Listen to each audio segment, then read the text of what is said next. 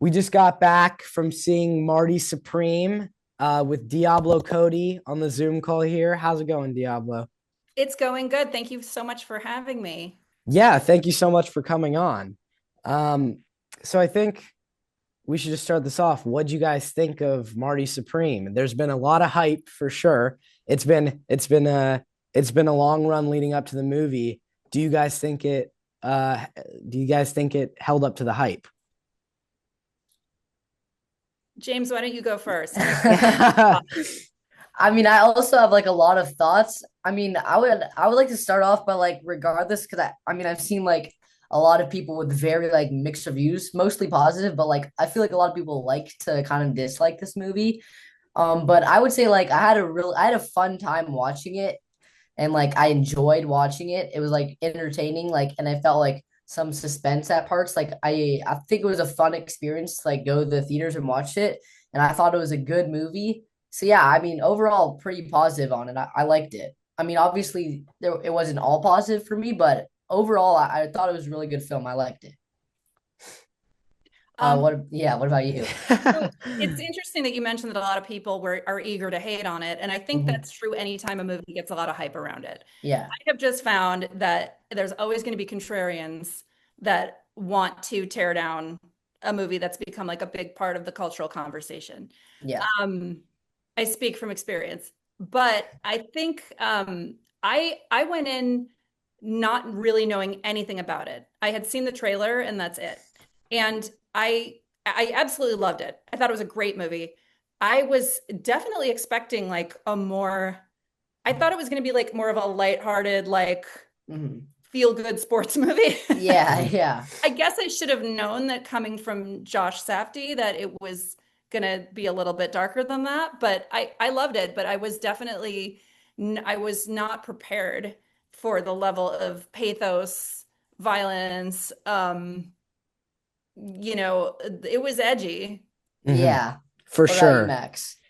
Well, I've thought a lot about this movie, and I think that it's coming, from a Safdie who makes these stressful movies, and usually when making his movies, he has his characters be unlikable, like in Good Time and Adam Sandler and Uncut Gems. They're unlikable characters in general. But what I felt with this movie is that I felt that Timothy Chalamet, as he's an amazing actor, he really took this, and I really, felt a level of not hatred, but I felt a level of like, oh, guy is really a bad guy. And like when you see like Adam Sandler in Uncut Gems, it's like it's Adam Sandler. It's like hard, he's kind of a pathetic sad in it.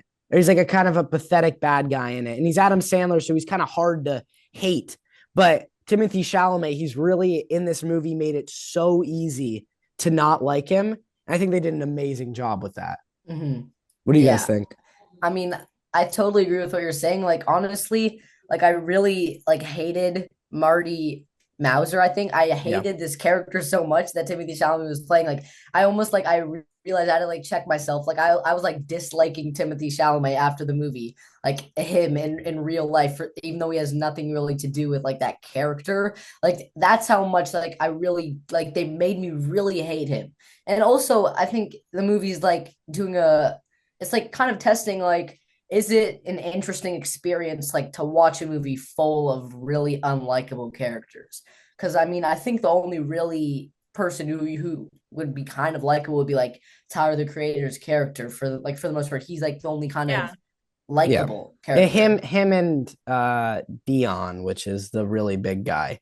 What did you think? Did you like the unlikableness of all of the characters?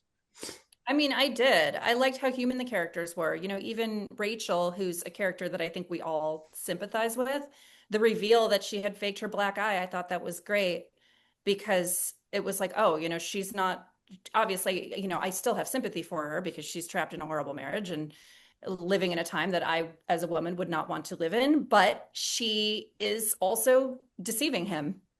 And I think we find out that she's as manipulative as he is in some ways, and it's kind of great.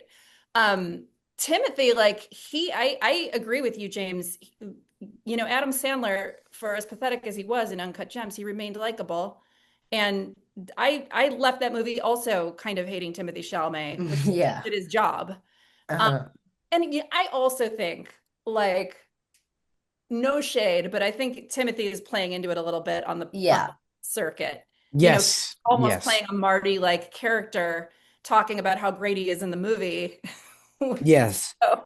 He Yeah. But definitely, well, like I don't think, well, because I've seen so much as someone who's online, and that's like I've seen so much, I've seen everything they've done for it.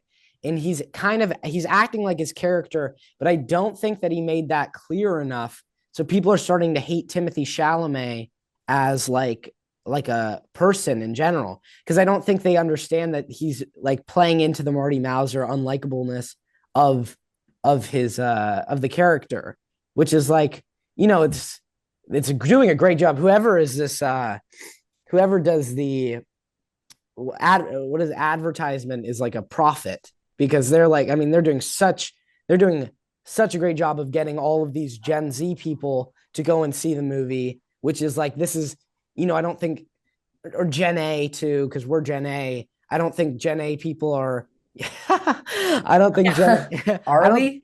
No, I yeah, think you are. I think you we are. are. I think we're You Gen Z. are. Yeah, yeah. As Gen much as we Alpha. want to deny it, I think that we are. And I don't think that Gen A people are necessarily interested in the new Josh Safdie movie, but now they're interested in the new Timothy Chalamet movie, because you see him repping you see like Frank Ocean repping the jacket. So it's like people now want to go see it. What do you think about all of the press that they're doing upon this movie? I mean, I think they're doing an amazing job. Like the A24, right? Yeah. It was an A24 movie. I mean, they're always on point with the marketing. Mm-hmm. And but like they're also like similar to how Timothy is kind of being Marty Supreme with the press. Like there's there is a sort of interesting meta element to a few of the characters in the movie, because like, Kevin O'Leary is an asshole in real life, and they cast Yeah. him as Yeah. he's, and they sought him out. I did some research. I mean, they sought him out for the movie specifically because they're like, we want you to play yourself and be a bad person, and he's delighted to do that. And Gwyneth Paltrow, you guys definitely, as Gen A, I probably don't know much about her. I know my mom orders Yeah. Goop Kitchen a lot, Yeah. but that's like, yeah. Yeah. I So mean, that's like the extent. Like, I don't, yeah, I don't really, I'm we not don't that know in tune loads with about her. Gwyneth Paltrow. Yeah. Yeah, so Gwyneth Paltrow, her image has always been a very elegant, patrician, sort of classically trained actress. And so having her play that character in the movie, like she was almost playing like I'll just say she was playing a very Gwyneth Paltrow-esque character. So Hmm. everybody in the movie almost felt like they were playing an interesting, like enhanced version of their real life persona. I mean, yeah, like Tyler the Creator, like that was him in real Oh life, yeah, like that in the was Oh, movie. him. was it? So you And guys then, Yeah, know. yeah, I mean, it's I totally agree. I mean, even the guy, like, forget his name in the I movie, can't the remember his bigger, name. the bigger guy, right? Like, even he, I mean, he was picked to be in the film by Josh Safdie just based off a clip of him that went viral on the internet. Yeah, his So, like, side talk interview, they wanted him to play like a version himself because they chose him for being himself, like in a way. which is So brings up another point about how they have three people in the movie who are non-actors I mean, Tyler the Creator, like Loiter Squad is really it, and like the Jellies, but that's like he's not really playing like a real character in that. So they've now had three people in the movie that aren't actors being actors in the movie, which I thought was great. And I mean, Kevin O'Leary was one of my favorite parts of the movie. And do you remember at the end when he says his line about being a vampire?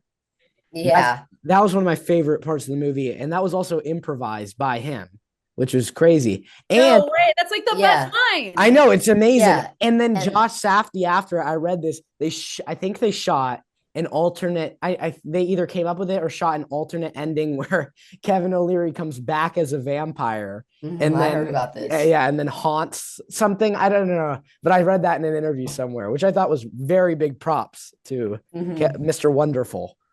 It's actually, not easy to play yourself.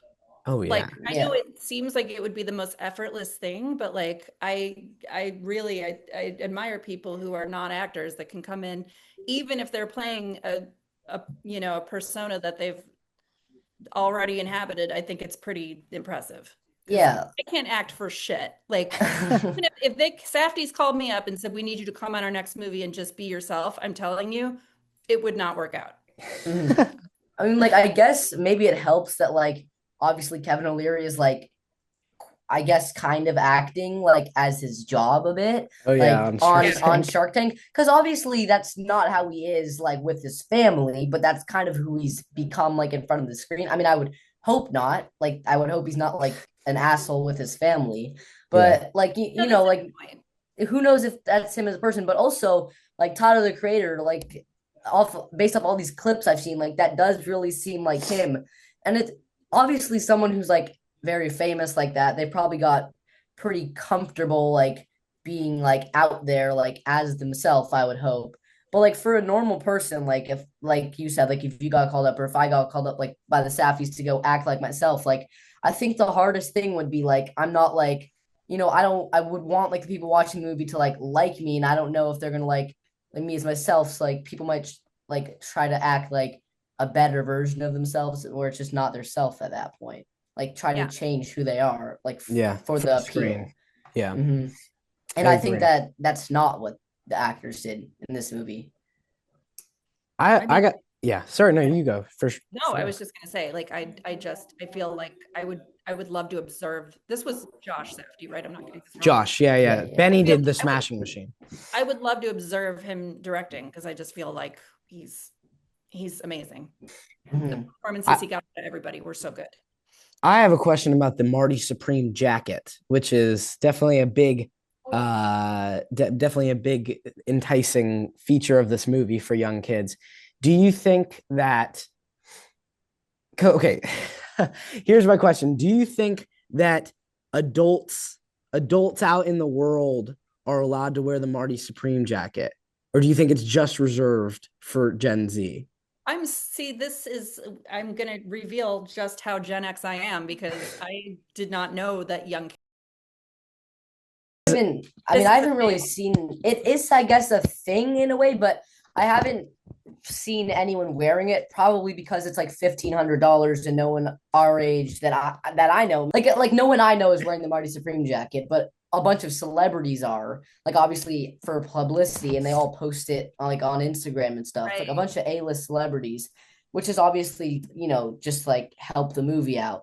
But it's really weird that the celebrities that are doing it like they're like a bunch of rappers, like underground rappers that have become really famous, and then it's just like a bunch of random celebrities, like Tom Brady to like Central C. There's no correlation. It's just any famous person he can get to wear the jacket is They were wearing it. really smart. They probably sent those jackets out to a Yeah. specific list of people Hmm. and for free, and we're like, where the post this, and that's amazing marketing. Yeah. But yeah, but here's my question: like adding on to it's like because I've seen one or two people out in public wearing a Marty Supreme jacket, and they're adults, and I'm just like, okay. I mean, like guys, it's like it's like this is reserved. I think the jacket's more intended for like people who it was gifted to wear for I'm gonna buy publicity. one just to trigger you, Max, Just and I I'm mean, it's like my old ass is gonna wear it all over LA. I mean, Yeah, you could just pretend like it was like gifted to you by Timothy Chalamet. yeah, That'd there be you go. pretty cool. I mean, it's just like, I mean, it's amazing marketing, obviously, but I'm just like, when I see like a normal adult wearing it in like in the public, it's like owning a Cybertruck or something. I see where you're coming from. If I Yeah. got one and I wore it, my kids would be like, please stop. Yeah. Yeah. Definitely I not. mean, it's also like it's just like it's almost like a bit cringe worthy a bit to like wear something that's like so obviously like for marketing, like you're helping out the movie by doing it. Like it is, I don't know. Yeah, I agree with Max. Like it feels a bit weird, like almost just like it feels a bit weird when someone like when you see someone walking in like a Gucci tracksuit with like Yeah. 7 items on them. Like it's just a bit much, like I You're think. allowed to wear the Marty Supreme jacket in 100 years. That's when you're allowed to wear it. And when to the point when Yes. Timothy Chalamet gets so like out of the zeitgeist. That's when you're allowed to Yeah, wear and it. then it's niche, and then you Yeah, can and then, bring it yeah, back. then it's niche and you can bring it back. But not now, not now. I don't think so. Um, let's see. I mean, Like I what was also yeah, yeah. sorry, you No, want no, no, yeah. go ahead, go ahead. I was also kind of thinking like about all of the marketing and stuff, and like it was really interesting to me because like my sister, who's I have a twin sister, so she's also in eighth grade, and she's not really into movies at all. Like I tried to like get her to watch like some movies that I like, and then she'll like watch maybe like 15 minutes of it, and then just kind of like stop watching it because she's just not really that into movies. But for the first time ever, she took like she never goes to the movie theater. She told me that her and her friend were going to the theater to watch Marty Supreme. And I was like, oh, okay, that's great. For some reason they didn't end up going to it. I don't know Well, what happened there, Diablo, but didn't you say that you saw two teenagers get rejected from the theater? Yeah, right before you guys showed up, there was a gaggle of yeah, that came up, and their amateur move was they were trying to buy their tickets there, which Oh, you got to do it in advance, yeah. right? mhm. They're not Yeah. going to, maybe they will, maybe they would. I don't know. Point being, they were rejected. And it was like a very embarrassing scene where the ticket lady was like, but you could see Zootopia too. You could, Yeah. she was like giving them alternatives that were very lame. She was like, you could see SpongeBob. And they were bummed out. I So there mean, are yeah, young people that want to see this movie. And I disagree with that policy. I think anybody should yeah, be able to go see any movie they want at any age, except maybe, within reason. yeah. But Yeah. But NC 17 is I think off that's limits. why my sister like I think it's because like my parents and my sister's friends' parents like didn't want to go into the movie and see it with them because that's why we have a guardian on this pod because Yeah. AMC's pretty strict. So I think that's why they ended up not going. But my sister was like, "Oh, my friend's gonna be so disappointed. She really wanted to see this movie." And like my sister, like my sister's friend, she's also not really that into movies. So that's like a clear picture of how successful the marketing has been. They're getting two people who never watch movies to go watch this movie as like the first one in a long time. It's not Avengers or anything, but this is the movie they want to go see. I mean, also it's like they're like both like really like Timothy Chalamet. Like to wrap that up, it was just really interesting how like I mean that just clearly shows how like successful the marketing has been. Like it really got people. And Max's dad was telling us that his friend's 15-year-old daughter who like never goes to see movies, she was asking him to take her to Marty Supreme. Like it's just really it shows that like not only does it seem like to a success, but there's like it really was like everyone wants to go see this movie. I mean, even the theater was packed when Yeah. we went. And but yeah, that brings up another thing. Like, do you guys think that the marketing reflects the movie? No. No. I think that what they're doing is they're marketing it as a short movie when in reality it's a very long movie. Which it's like as like do you know what I'm saying? It's like they're marketing towards Gen Z and it seems like it's a modernized movie that's like but it seems like it's a modernized movie that's like of the time even when it takes place in 1950s and then it seems as like the attention span of someone who it's getting catered to is definitely not a 2 hour 2.5 hour movie. It's like it's Yeah. you know what well, I'm I was saying. concerned because I know, look, I know that younger people definitely have shorter attention spans and prefer shorter movies. I know this even being involved in the industry where when you're making a film for that audience, you're told to keep it to a tight 90. Mhm. And so while I was watching, I was thinking, I wonder if this movie is too long for Max and James. You were okay? I mean, Yeah, I mean, we were I honestly, okay. it know you're, was, I'm sorry. I know that it's different now. Like yeah, your generation is less likely to watch a 2.5 hour movie. I Yeah, mean, it's that's true. truly. Like, it's a lot of the movies that you see coming out that are like for Max and I are like 90 minutes. But it's really weird to me because at the ending shot, no, I'm not gonna spoil what it is, but like right at the end of the movie, I was saying, okay, it might be over or there might be an hour left. I kind of lost track of time. Like I had no idea how long was left. Me I don't I know didn't, if neither. you guys felt that. I had no clue. I was I, like, I had no clue. I I I knew more than an hour and a half had passed, but other than that, it could have been an hour left, and I wouldn't be surprised. I find myself sometimes I find myself always every movie looking up how long the movie is, which is a very uh, disappointing thing to me because if it's over an hour and a half, I'm like, all right, I gotta strap in. I gotta strap in for this. This is long for me. But I sit through it all.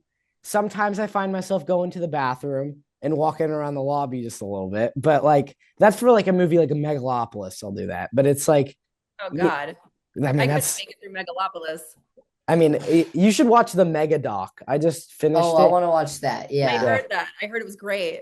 It's I mean I, Shia LaBeouf is like he Francis Ford Coppola is testing him. He's like Job on the on the set. But I mean, going back to the unlikable part of the movie, it's like it's right. You wrote a movie called Young Adult, which is which I've seen, and it's like a lot of the characters in it are difficult characters. And my question to you is, do you like writing for a character that's that unlikable, like Timothy Chalamet in Marty Supreme? Oh my God, there's nothing more fun. I mean, you get to channel all your worst impulses and ideas and thoughts into the character. And, I'm from the Midwest, and I don't know if you guys know what that entails as California kids, but yeah, we're very polite people. you're from Chicago, right? Originally, yeah. Yeah, my dad, both my parents are from the Midwest. My dad's from Chicago. Oh, he is? Oh, Yeah. awesome. So I just find that people in the Midwest tend to be more indirect. Like, and to Hmm. this day, I don't really like to directly criticize anyone, and I'm always trying to be nice. And writing young adult was the best because it was like, oh, like whatever pops into this woman's mind, she's going to say, and she's just miserable. And it was fun, like because I would never behave like that in real life, but I can do that through this character. It's like playing dolls. Yeah. That's that's true. I never really thought about it like that. I guess. Yeah. Well, I I mean, mean, that does. in this movie, it's like it is. I don't know who wrote it, but there's definitely some lines where some impulses Yeah, come out. it's very impulsive. I mean, it's like also it's Line like that shocked me in that yeah, movie. some of them Yeah. were. I mean, like it was all right away. There was like some like line about like third atomic bomb and like Hitler, Oh and I yeah, was like, that Auschwitz. was really surprising. I was like, it almost felt like I was like shocked because like you just don't hear lines like that in movies that come out anymore. It's just it was really surprising. I was like, whoa, Was and then also the guy that he was like, I'm gonna finish the job that Hitler was did his friend? is Yeah, his Yeah. friend. I was like, yeah. I mean, I mean that's honestly better. At least it's his friend because I yeah. mean it's worse if it wasn't his But friend because then he's it's like serious. it's been 5 years or something. It's like it's not been that long. It's like 1950, And 19. then I mean, I guess he was Jewish Timothy adjacent in the Chalamet. movie. Timothy Chalamet, yeah, he No, was. no, the character Marty. He said he Or was Marty Jewish, but Messer. I mean, I don't know how Jewish he was, but Yeah. I Yeah, guess I mean, I guess it's I better that mean, he said it than someone else, but it was still pretty they bad. they yeah, made him. it I was mean, pretty I bad. assume he was Jewish. He grew up in the most Jewish New York City I've ever seen. It was crazy. All the characters in his New York City block were like the most Jewish people I've ever seen. So it was like, I think he probably was Jewish. Um, let's see. Diablo, did you have any movies as a kid that you really enjoyed that when you were a child, when you were our age, that you really enjoyed? I mean, when I was your age, so I We're was older. obsessed. When I was specifically your age, I was completely obsessed with this movie directed by Oliver Stone called The Doors. And it was about this rock band from the 70s called The Doors. And it was a biopic about the band. And Oliver Stone at the time, I had never seen that kind of psychedelic filmmaking style. It was like, it really blew my mind. Um, I don't know if I would necessarily recommend the movie to you guys, but Oliver Stone in general, if you want to take a dive into his catalog, he's Mhm. he's done some really interesting stuff. And so I loved that movie. Oh yeah, he And did Natural Born Killers, yeah, and I love which that Mhm. movie. Oh, and the JFK movie, which yeah, is speaking of long movies. That Platoon one's is one of his most Mhm. acclaimed movies. oh yeah. But he's an interesting dude, and he's actually like a Vietnam vet, and like Oh, no way. he's he's not a poser. Like, so I loved The Doors, and I got very into Natural Born Killers when that came out. I think I was in college when that movie came out. And I also, like, weirdly enough, was obsessed with um this movie Little Shop of Horrors that Frank Oz Mm. directed. Of course, That's a yeah. Uh-huh. musical, and it's A Rick music, yeah, Moranis. Broadway. Hmm. Yeah, and I really loved that one. I think that was where I caught the musical buzz. And it's also like a very weird, dark musical that takes place on Skid Row and like is violent, and like Steve Martin is in it, but he plays like a villain, which is not typical for Steve Martin. And like Hmm. I loved that movie. So I Hmm. had kind of weird taste. Yeah. What about like now? Like obviously you've seen a lot now. Like are there any movies that like you really are into now or like any favorites? Yeah, one thing I've been doing lately is I've been going back and watching movies that I didn't see the first time around. Like tonight, I'm going to be watching this movie, The Color of Money, with Oh, Paul. love The Color of Money. Okay, so I just saw The Hustler for the first time, which is, the first Yeah, movie. yeah. And now I'm going to watch The Color of Money, and like I should have seen that movie already. I'm 47 years old, but I've never gotten around to it. So I'm trying to play catch up now and Hmm. sort of fill those holes in my film literacy. And Hmm. I also like this year, did you guys see the movie Train Dreams? No, I want to see No, it. I'm gonna watch that. Like, my dad has like the DJ app, so like we can see the movies from this year or whatever. And yeah, that's one of us. We want to watch. We're gonna watch Train Dreams and Hamnet. Just haven't got time yet. Well, that's a 1-2 punch of depression. But Yeah, uh yeah, that's like a double feature for sadness. But yeah, I really enjoyed I thought Train Dreams was really cool. hmm, So that's yeah, kind of one of yeah. I my want to watch that. Did you I guys mean, hear what about this was? new movie, Surat, that came out last year? Did you guys hear about that movie? I watched it. Mm, I watched it last night. People are saying it's the best movie of 2025, which is crazy because I never heard about it. but It's me called neither. I've never heard of it. it's called Surat. It's Who's a it by? it's by a French director. It's in I think it's called Surat. I can never remember the Oh, I name. see. Yeah, Surat. It's by a French director, and it's in Spanish. It's very depressing. So if you want to do a triple feature, so Sadness. yeah, there's another one that you can pack in to a night. Yeah. I mean, Um, what was your guys' favorite movie of 2025 or favorites, I guess? Hmm. I don't feel, here's the thing. I have not done my due diligence and seen them all yet. I haven't seen them As a all member either. of the Academy, I feel like I can't say it yet. okay.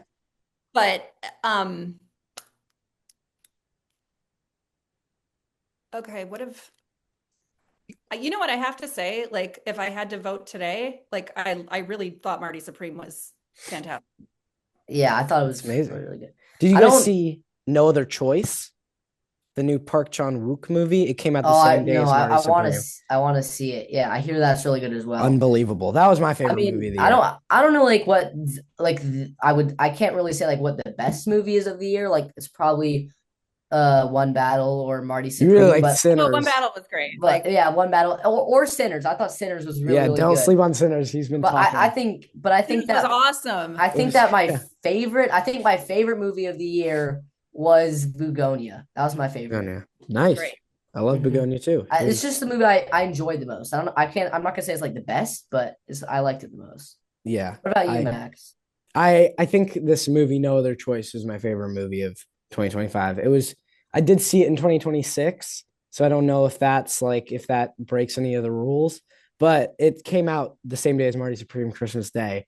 Um, and it was just unbelievable. It was unbelievable. I I'm mean, kind I of love Park Chan-wook, so it's I like saw the predictions for like the Academy Awards. Um, yeah, I don't know. I think people say that it's gonna be like Timothy Chalamet is gonna win for actor, but what do you guys think about that? oh yeah, also we didn't even talk about this. Timothy Chalamet played Bob Dylan and Marty Mauser in the same year. or That's not. 2024. Yeah, Well, I guess last year, I mean, in same the time, time span of a year because it came out the same because day. it came out the same day as Marty Supreme. So That's that's crazy. So crazy to taking me. on two, and also he said that it's been like a 6 or 7 year project, like where he's been like having a ping pong table on set, like practicing and stuff. That blew my mind that he had a ping Uh-huh. pong table while he's playing Bob Dylan or whatever. Like he was Hmm. like he's put in the work. He reminds Yeah, me like he's that Meryl Streep does that. Like she has learned so many skills for movies and has actually like uh, like really become accomplished. And it's like he reminds me of her. Like the commitment level is insane. it's crazy commitment. Yeah, I mean to take over like a person, especially like Bob Dylan who like lived in real life, like that level of commitment must be crazy. And I mean that really shows like how amazing of an actor he is. Like I do think he deserves to win the awards because it was crazy. Like the fact that he was able to make us like dislike him that much, like that he just did his job so well. I mean, he just has to be like one of the greatest actors of our generation. I mean, it's just like or not of our generation, of now. It's just like I mean, it's like I can't think of anybody that is young and compares to what he's doing right now. Yeah, he's just kind of taking over the world right now. It seems like But he's I been. just I'd like to see if he can break out of this Marty Supreme.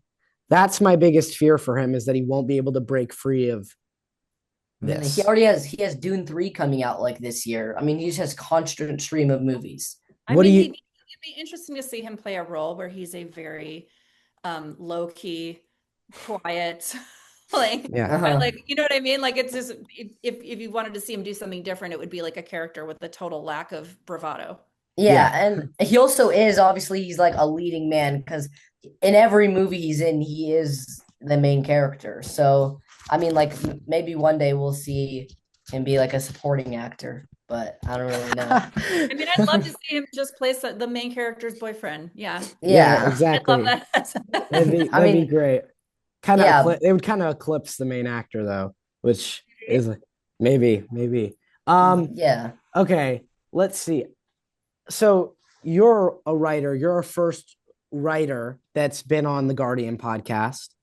And I just I was very excited to interview you and like just ask questions about being a writer in general.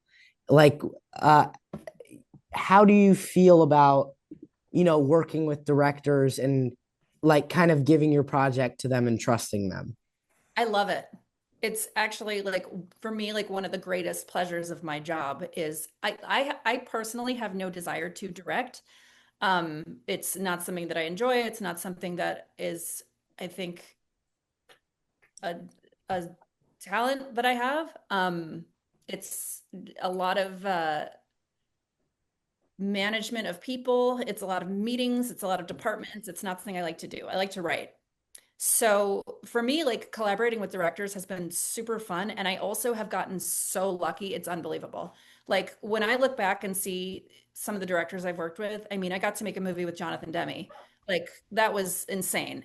I've gotten to work with, I actually got to work with a lot of directors like who are fantastic before they were, who they are now. Like Craig Gillespie is a big deal now, but when I worked with him, he was on his way up. Um, and I just, to me, it's like that relationship, that collaboration is just like very enjoyable. And it's the coolest thing in the world to write something and then to witness someone else's interpretation of that. Now, some writers hate that because they go, "Oh, this is how I pictured the scene. What are you doing?" Like, but for me, I love the surprise. Like, Yeah. I love to see how someone will interpret the material. Like I wrote this movie Lisa Frankenstein a couple of years ago, Hmm. and the movie I had initially written the movie as this kind of like it was a gothic romance, and it was kind of like brooding and low key and dark. And then Zelda Williams came on to direct it, who I love, and she turned it into this like 80s sleepover, like high camp kind of movie that I Yeah. I love it so much that I was like, I like this better than what I had in mind. So I just like I think directors are magical. Uh-huh. And like what's the process like? So obviously when you write your film and like hand it over, like are you like an advisor on the film or you do really just kind of take a step back and just kind of take the surprise when it comes out? Like, or Very good question. Um, a lot of screenwriters are kind of shunted out of the picture once a Mhm. director comes on. I have a lot of writer friends who have been banned from set or have never even been invited, who've, been just kind of shut out of the process. I'm very lucky because ever since my second movie, which was Jennifer's Body, I've had a producer credit, which means my job is to give input Mhm. throughout production. And so as a producer, like, yeah, I'm always weighing in and I can be there as much or as little as I want to.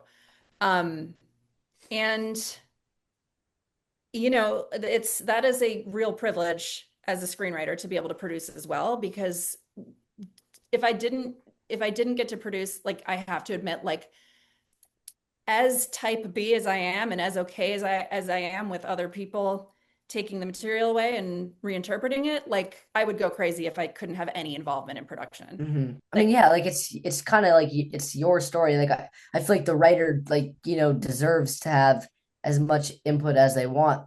Like, like it's not like the script just wrote itself, or like the director people wrote act it. like it does. Yeah. I will never forget this. So a friend of mine wrote a movie that was a big hit, by the way. And this was many years ago. And the movie premiered at Toronto. And so she flew out to the Toronto Film Festival, and her friends all came to support her, myself included. And we're sitting in the audience, and the director comes up and gives his speech introducing the movie. He thanks every single person except her. She wrote it.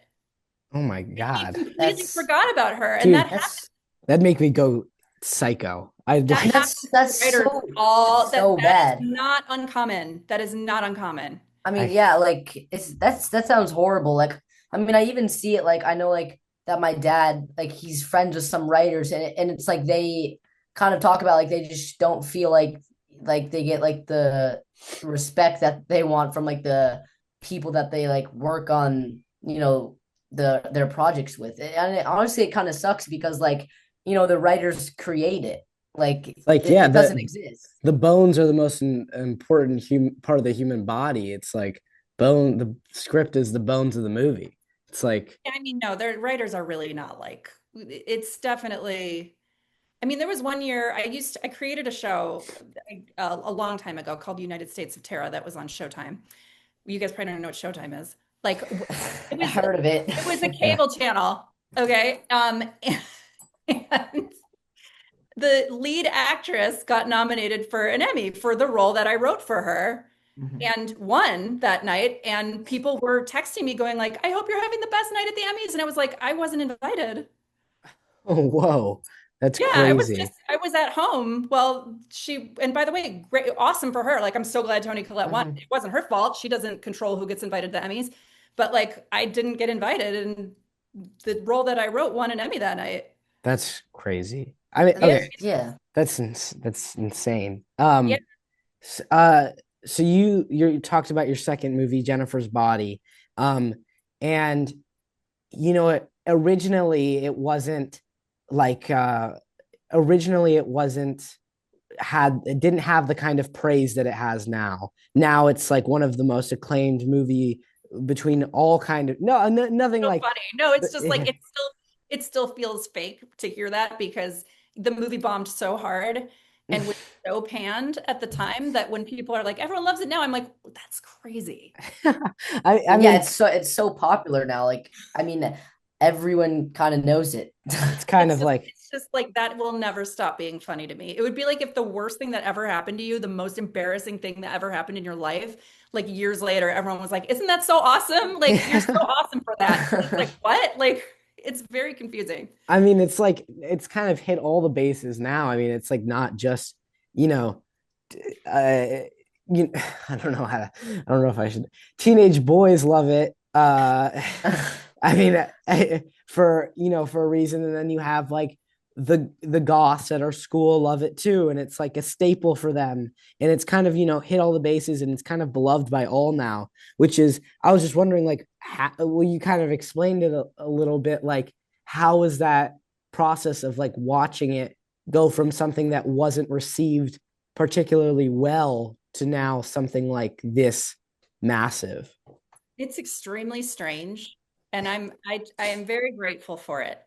And it's like I couldn't hope for anything better, and it is like it's extremely validating. I mean, there was a critic at that time, a major critic who wrote a review where he was like, this movie, not only is it terrible, but it will have zero impact on the culture and no one will ever talk about it in 5 years. And it was like he couldn't have been more wrong, and that's hilarious to me. I think he also got canceled for something, which is great. But uh,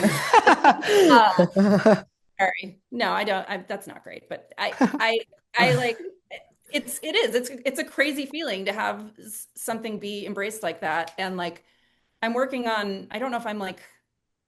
I think I'm allowed to talk about this because Amanda Seyfried has been talking about it. But I'm working on a sequel right now, and Oh, it's closer than people may think. So I'm like, that's like, I never ever, if you had told me then, if they had said, you had said there was going to be a sequel to this movie, I would have been like, no, no one would ever give us money to make a sequel. This has been a catastrophe for Fox. Like, and it's like, now here we're gonna go make one. So it's like, yeah. I mean, I guess it's just like what we kind of see, like things just kind of become like cult hits. Like it's really weird how it happens, but it does. Like movies like Donnie Darko, like a bunch of TV shows. Like I mean, I don't know how it works with a movie like that, but like I know that like TV shows that didn't do that well when they were first on air, they get moved to Netflix and then they get so popular 10 years later all of a yeah. sudden. And I don't, but like why do you guys think like this movie got like so popular all of a sudden? Like I don't know, like how does a movie become like a classic like years after it came out? I don't know, that's confusing to me. Well, I can tell you a lot of it had to do with the marketing of the movie at the time because it was marketed so, and you can look up and read about some of this stuff because I've talked about it a lot, but if it's remotely interesting, but the movie was marketed solely to men, which this is not to say that males can't enjoy the movie, but the movie was written really for girls, gays, and theys. And they, at the time, that was not an audience that anybody wanted to service. So that audience slowly found the movie. They did Mhm. not go to see it initially because it was marketed as like an exploitative kind of sexist Megan Fox vehicle, which Mhm. is crazy. It was so heartbreaking to me. I called, the head of the studio myself, which was terrifying for me at the time. And I said, please, please, you're messing this up. Can you not do this? And he was like, nope. Yeah. I mean, So yeah. I I mean, it's like at the end of the day, like this studio, they want a profit, and I guess back then, and maybe even still now, like obviously, it's just safer to market it like towards, like the audience that the studio like thinks will do better, and they also don't want to like have like any shot at like ruining their image or something, but that also goes to show like that like they really at the end of the day like the high ups like it doesn't really matter like what the movie started as because like they just they'll just kind of like take it over like if they feel like Oh yeah. something I went mean, wrong.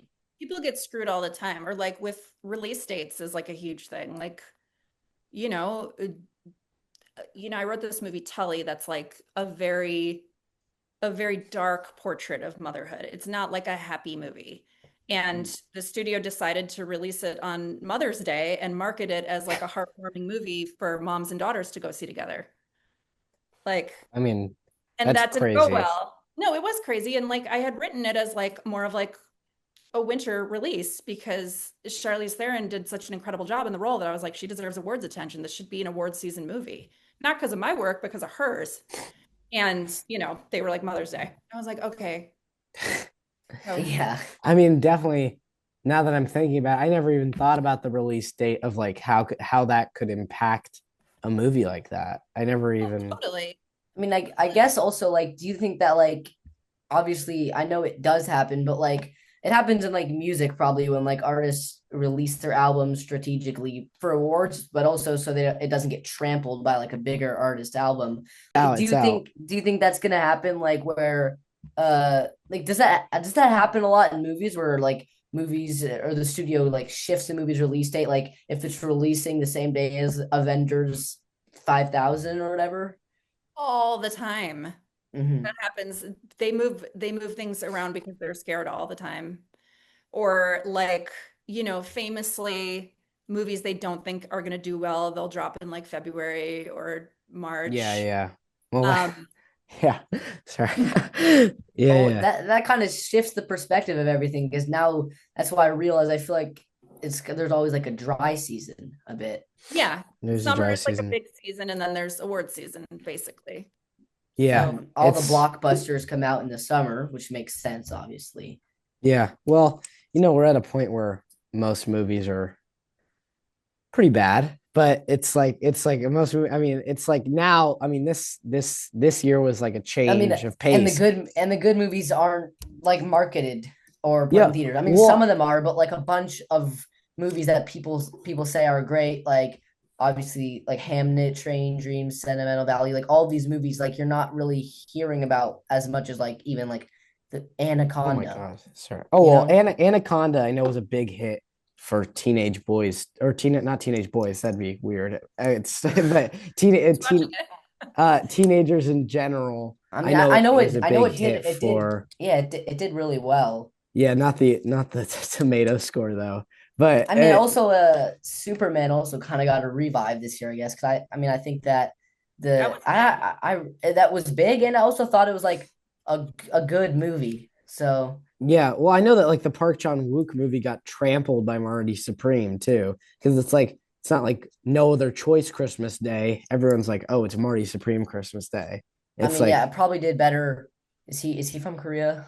Park Chan-wook, yeah, he's Yeah, Korean. it probably his movies probably always do very well there. But like also he's kind of had like some like pretty mainstream films. I don't know, like I like The Handmaiden and Old stuff. Boy was oh yeah, Yeah, The Handmaiden pop. like No, that was gonna make never mind. he's Uh, got yeah, pretty popular. yeah, well, all right, guys. I think if we had to give Marty Supreme a review out of 5 stars, what are we giving it? Honestly, I'll give it 5. Whoa, that I think that's our first 5 out of 5 we've Yeah, ever like I mean, I Yeah, gotten. would that's our say, yeah, I have first. no criticisms, honestly. That's, I mean, that's amazing. That's like a 5 out of 5 movie. Yeah, Dang. I'm I mean also that's like great. easily pleased. Like my Yeah. favorite restaurant is Taco Bell, so I mean, All but I enjoyed it. I liked it that much. right, James, what about you? I'd give it. I'd give it a 4.5. Okay, guys, we're getting pretty high on the rankings here. This is okay. I think that I will give it a 4 stars. So we got a 4, 4.5, and a 5. This What are is you deducting the star for? I'm just curious. well, Yeah, well, we saw the movie, Max and I like we talked about it for like probably 2 hours straight with his dad. yeah. But I think that what I'm deducting the stars for what is, I didn't love the side plots. I think it got a little stale at times for the side plots. Just so I was like, okay, now we're here, now we're here. Let's get to the big competition in Japan. Like the dog stuff. Like it was an interesting like B story or what C story. There were just so many stories. I think You're there was making me want to deduct half a star now because you're right. There was yeah, a lot of yeah, stuff that I do think the movie was bulky. yeah. it was I bulky think it could and have been yeah. tighter. I will give you that. Yes. And I yeah. I think that the length of the movie also like removed some of the tension that the Safdies have because Yeah. they have such their movies are so stressful. But I just think that the way that this movie kind of not dragged on, but was kind of like I don't know. I mean, it was like Yeah, I agree. Like some of the side plots felt like they took over like the main plot of the movie a bit. I mean, yeah, also like obviously I'm taking on only half a star, like a bit because of side plots, and I wish there was like a bit more ping pong. That's it. bit more ping pong. They did make ping pong look very interesting, which is not removing any hype from ping pong, but they did make it look pretty great, which I Yeah, found interesting. yeah. I might be going to watch So some ping pong. final we got I'm going to say four. 4.5. Yeah. Okay, Okay. 4.5. So we have Cool. Maxwell Weidenfeld giving it a 4, James Pooty giving it a 4.5, and Diablo Cody giving it a 4.5. That's pretty high, guys. I think That's high. that's like a 4.25 or something. So, Amazing. well, I mean, yeah, it was that good. it was that It good. was a great movie. Okay, well, everyone, go watch Marty Supreme. If you had to give any advice to young filmmakers out there like us, or just any advice to anyone out there who needs it, what would it be? All I can say, and I feel that you two are already doing this, but the one thing that I didn't have when I was your age was I did not have access to all of this technology. I did not even have internet access. And if I wanted people to to to read the things that I had written, it just took a tremendous amount of effort to get it out there. And now it's like you live in this world where you can share your art and there are no gatekeepers, and it's kind of amazing. So continue to do that, continue to just make things because you can and put them out into the world and take risks. And also, that's probably kind of dumb advice, but I know everybody's freaked out about AI, but I actually think that the pendulum is going to swing because we're going to really learn how valuable human human made art is by comparison, because Yeah. there is no comparison. So, I wouldn't worry about that. Like, I think people are always going to crave authenticity and authentic human connection.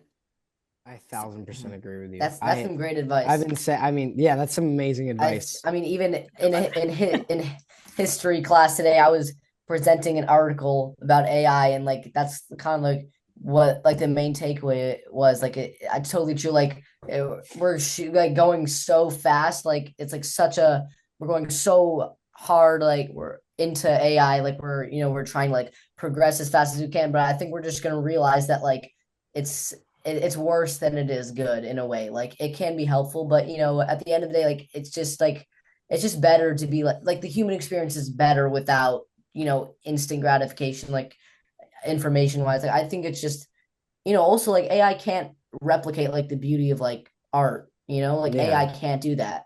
It doesn't, No.